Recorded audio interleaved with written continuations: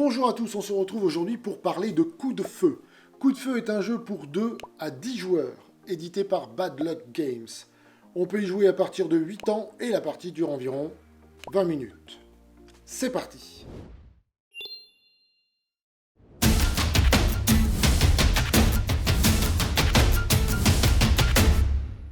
Dans Coup de Feu, vous allez passer derrière les fourneaux pour essayer de préparer les meilleurs plats avant vos adversaires.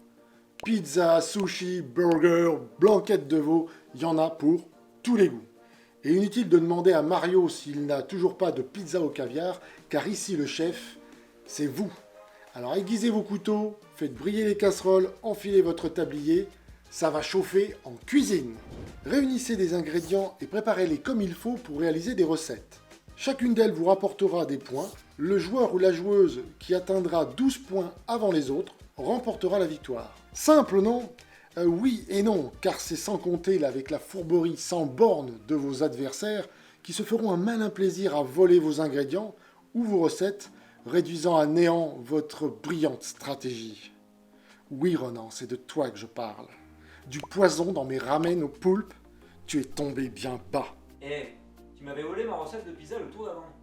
Vous l'aurez compris, une partie ne se déroule jamais comme prévu. Heureusement que la vengeance est aussi un plat et qu'il se mange froid. Passons maintenant à la mise en bouche. La mise en place. Rien de plus simple. Imaginons que nous sommes 3 joueurs. D'abord, mélangez les 4 recettes, celle avec le dos bleu, et disposez-les en tas, face cachée, au centre de la table. Retournez 3 cartes. Ce seront les recettes de départ. Mélangez le reste des cartes et distribuez-en 6 à chaque joueur. Puis, formez une pioche avec les cartes restantes. Avant de démarrer la partie, un tour de draft s'impose. Un quoi? Le draft est une mécanique qui consiste à sélectionner certaines cartes de son jeu et à refiler le reste au joueur suivant.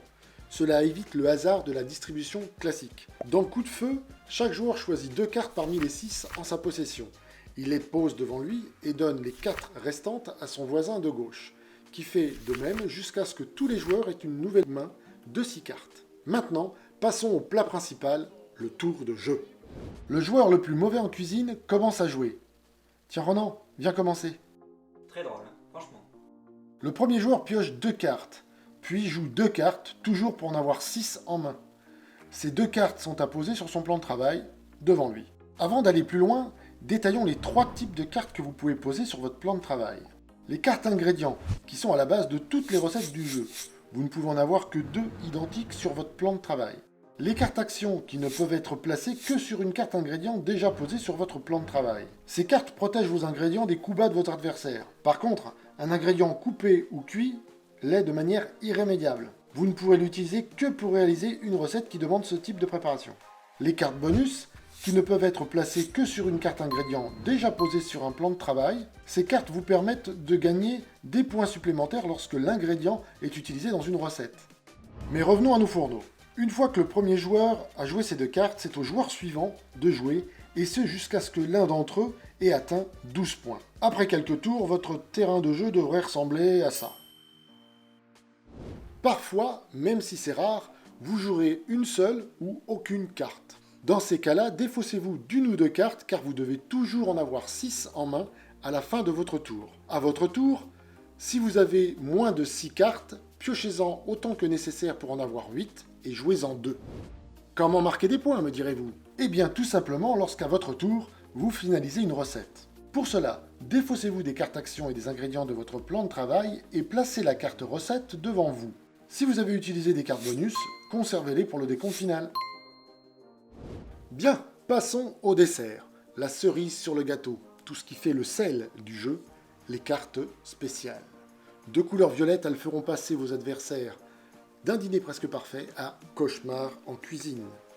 Par exemple, vous pourrez voler un ingrédient à un adversaire avec la carte raboule ou bien diminuer le nombre de points d'un plat en y ajoutant une petite pincée de poison.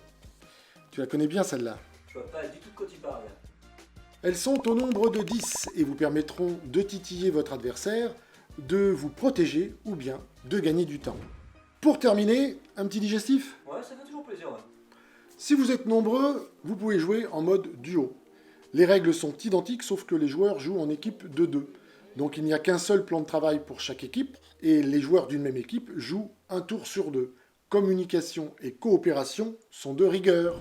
Voilà, maintenant vous savez tout sur Coup de Feu. Si cette vidéo vous a mis l'eau à la bouche et que vous souhaitez en savoir plus, rendez-vous sur la fiche produit sur le site abigames.fr, le lien est dans la description. J'espère que cette vidéo vous a plu et qu'elle vous aura donné envie de tester le jeu. Pour ne rien manquer de nos prochaines vidéos, abonnez-vous à la chaîne, cliquez sur la cloche, et moi je vous dis à bientôt pour un nouveau jeu.